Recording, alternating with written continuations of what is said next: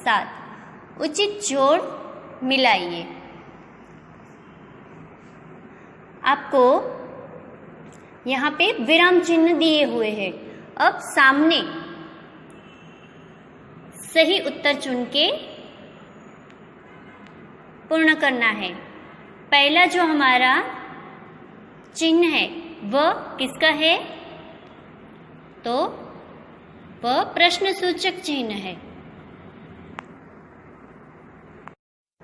दूसरा चिन्ह है वह पूर्ण विराम का। तीसरा उद्गार चिन्ह। चौथा अल्प विराम का। पांचवा अवतरण चिन्ह और छठा जो है वह योजक चिन्ह। तो इस प्रकार से आपको यह प्रश्न नंबर 7 के उत्तर पूर्ण करने हैं। प्रश्न नंबर 8, निम्नलिखित वाक्यों में विराम चिन्हों का प्रयोग कीजिए। फूल तोड़ना मना है।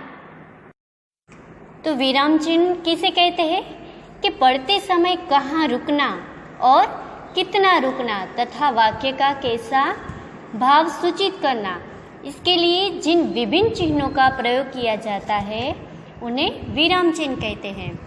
प्रश्न नंबर 7 में हमने अलग अलग जो विराम चिन्ह थे उसको जाने। 6 आपको विराम चिन्ह दिए, उनके क्या नाम है वह भी हमने देखा। पहला जो था वह प्रश्न सूचक। इन चिन्ह का उपयोग प्रश्न वाक्य के अंत में किया जाता है।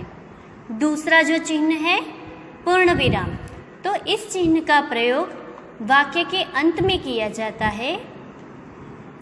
जहाँ वाक्य पूरा होता है वहाँ पे वह पूर्ण विराम का चिन्ह का उपयोग होता है।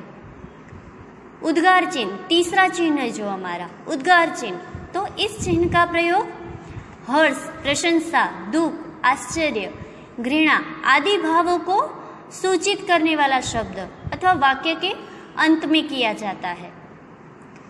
चौथा अवतरण चिन्ह, पांचवा अवतरण चिन्ह।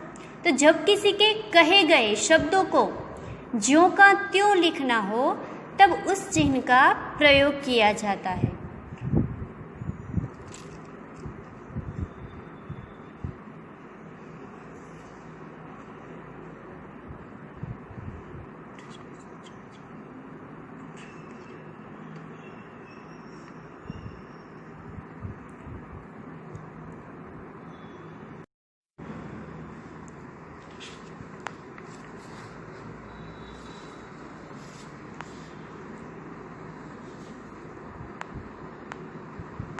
कि कोष्ठक में दिए गए शब्दों को उचित क्रम में रखकर उदाहरण के अनुसार वाक्य लिखिए। आपको एक उदाहरण दिया हुआ है कि फूल तोड़ना मना है। अब कोष्ठक में से चुनकर ये वाक्य बनाए। तो आपको ऐसे ही बाकी के 4 वाक्य भी कोष्ठक में से शब्द चुन के बनाने हैं। प्रश्न नंबर 10 है, निम्नलिखित कहावतों का अर्थ लिखिए। कहावत 1 है, आम के आम, गुठलियों के दाम, जिसका अर्थ होगा कि दोहरा लाभ लेना। कि आम के तो दाम मिलते हैं, उसके गुठलियों के भी दाम मिलते हैं, यानी कि दोहरा लाभ लेना। दूसरी कहावत है, जैसी करनी वैसी भरनी, उसका अर्थ होगा कि कर्म के अनुसार फल मिलना। तीसरी कहावत है, सांच को आँच नहीं, इसका अर्थ होगा कि सच्चे व्यक्ति को कोई भय नहीं होता। चौथी कहावत है, काला अक्षर भैंस बराबर, इसका अर्थ होगा कि बिल्कुल अनपढ़। प्रश्न नंबर 11, निम्नलिखित शब्दों से भाववाचक संज्ञाएं बनाइए। शब्दों दिए गए हैं, आपको भाववाचक संज्ञाएं बनानी है। सच्चा, तो सच्चा शब्द में से कौन सा भाव निष्पन्न होता है? तो सच्चाई का, तो भाववाचक संज्ञा होगी इसकी सच्चाई। उसी प्रकार से दूसरा शब्द है ऊंचा, तो उसमें से कौन सा भाव निष्पन्न होता है? ऊंचाई। बच्चा, तो बचपन।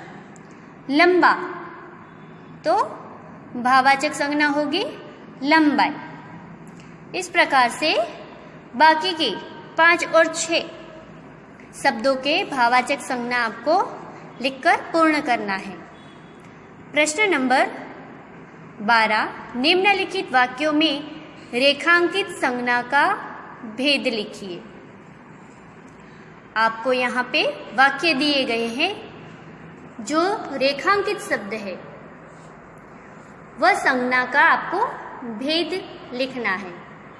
वाक्य एक है, मनुष्य अन्य प्राणियों से श्रेष्ठ है। रेखांकित शब्द है मनुष्य। अब इस संज्ञा का क्या भेद होगा? संज्ञा हम सीख ही चुके हैं, मनुष्य, तो वह क्या होगा?